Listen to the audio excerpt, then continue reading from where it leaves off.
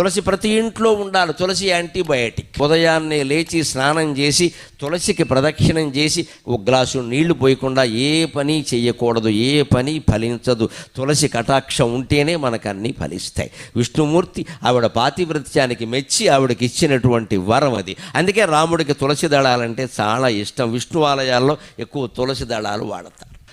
విష్ణుమూర్తికి అలంకారాలు బాగా ఇష్టం. అందుకని మల్లె పూలదండ, చామంతి పూలదండ, బంతి పూలదండ, గులాబీ పూలదండ, నీ ఇష్టం వచ్చిన పూలదండలన్నీ పట్టుకొచ్చి విగ్రహం మీద బారేస్తే వచ్చే ఇబ్బంది ఏమిటో తెలుసా? విగ్రహంలో పురుగులు చేరతాయి.